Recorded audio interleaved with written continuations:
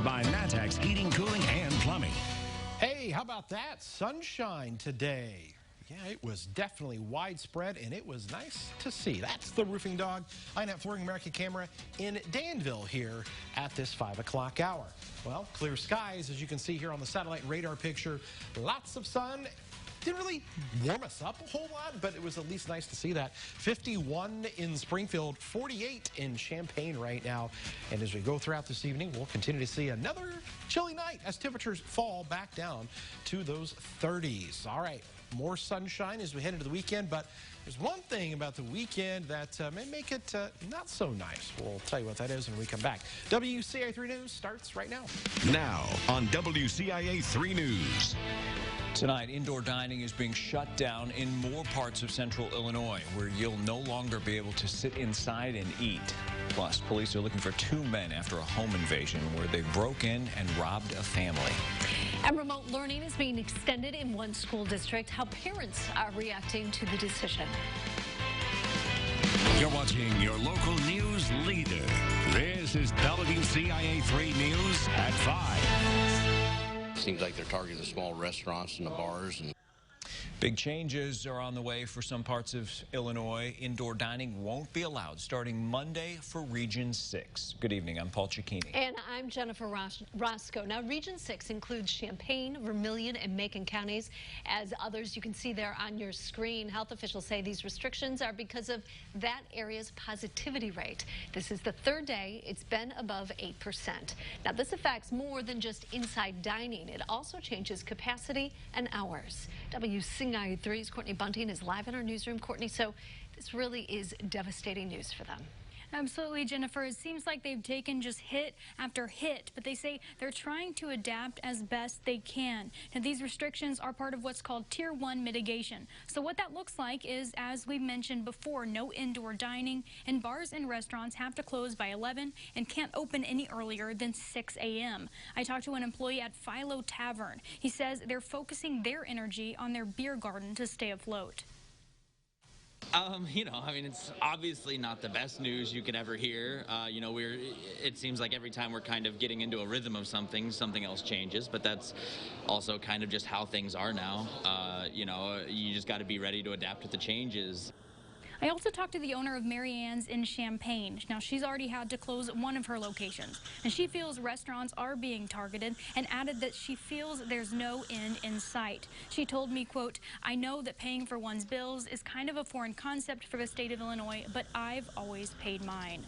And there are a lot of Region 6 restaurants saying, though, that they'll be opening anyway on Monday for indoor dining. Many of them are posting on their Facebook pages welcoming people. We have a list of some of those on our website at WCIA.com. Live in the newsroom, Courtney Bunting, WCIA 3, your local news leader. Courtney, thank you so much. Now, in order to get back to Phase 4, the region will need a positivity rate of less than 6.5% for 3 straight days. If the rate stays above 8% for 14 days, then more restrictions will be put in place.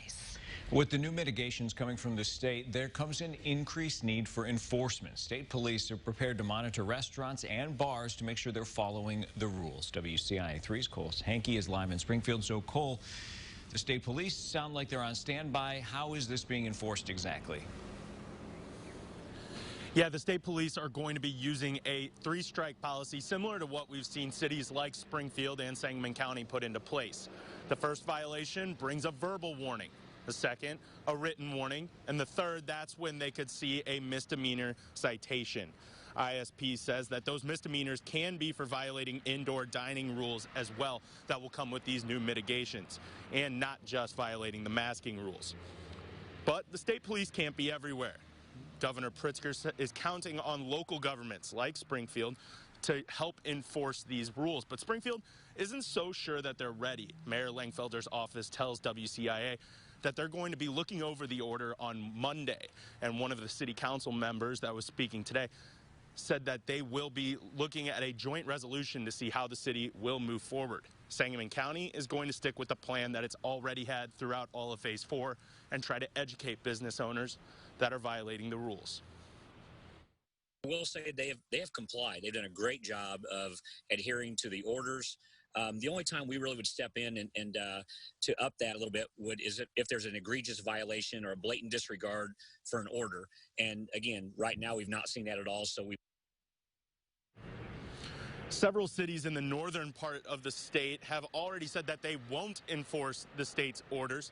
The governor did say that the state could take away businesses' liquor licenses if they choose to not follow these regulations. But that is not making some business groups happy in the state of Illinois. The Illinois Licensed Beverage Association, as well as the Illinois Restaurant Association, both said today that they may soon be pursuing legal action against the state. Paul? Wow. It seemed like just a few months ago that the governor and some of these groups were all on the same side, but as you just mentioned, it doesn't seem like it anymore. Cole, thanks. Now, let's take a look at some of these numbers statewide. As Cole mentioned, the positivity rate is going up. We've seen these numbers across the state just not looking good. 7.3% now. It's up by nearly 0.5% in just one day. 6,900 new cases of COVID-19 in just the last 24 hours. That is a new record in the state. Obviously not a good number. 95,000 tests performed in just the last 24 hours. That is also a new high in the state. Nearly 3,100 people were in the hospital as of last night with the virus. 673 of those people in the ICU and another nearly 300 people on ventilators. 36 more people have died in the last 24 hours. Some of those deaths in central Illinois, Christian, Livingston, Macon, and Piatt counties. The state has lost more than 9,700 people to COVID-19. Other news now, a man is now dead after a shooting in Danville. Police say it happened on Garden Drive near Bowman yesterday. 30-year-old Donnell Gardner was shot in the chest and died. A 28-year-old man was shot in the leg. Police say an argument led to the shooting. They're still trying to find witnesses. And this is an update. One of the men who covered up a woman's murder was sentenced today. Aaron Kaiser was given 8.5 years. He helped conceal Kimberly Mattingly's death. She was found buried in Beecher City earlier this year. Christopher Glass is facing murder charges for shooting and killing her and also covering it up. A man's been arrested in connection to 2 armed robberies at CVS. The Champaign County State's attorney says Christian Ford is facing charges.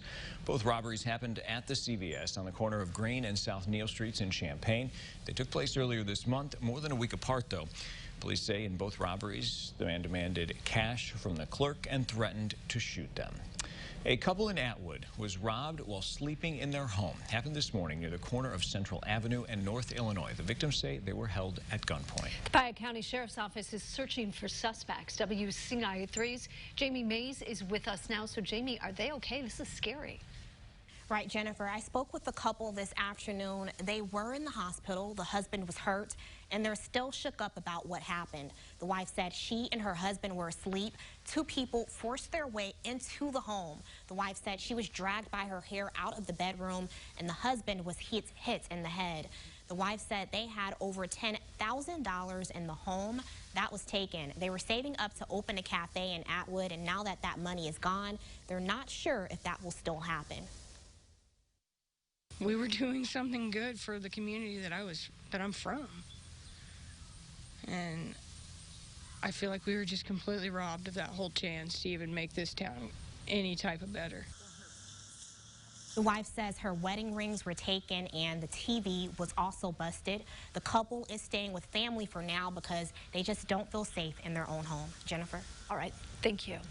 Champaign County Clerk Aaron Ammons was in court this afternoon. He's being sued by the county's Republican Party. They say he hasn't provided information he's legally obligated to give them. One of those is a list of names and addresses of mail-in voters. Another is a list of the 4 people who are counters on Election Day. The Republican Party's attorney says that list is required 30 days before the election. Ammons' attorney argued it's easy to find the list on the clerk's website. And here is a look at that countdown clock for when the polls will open on Election Day in Illinois. Of course, early voting is underway, but it is at 3 days and counting right now. Some hospitals in central Illinois are making changes as cases rise, where visitor restrictions are being put in place. Plus this. I just hope that our school district does take into account all of those things. A district won't be going back to in-person learning anytime soon. How long it now plans to stay with remote learning.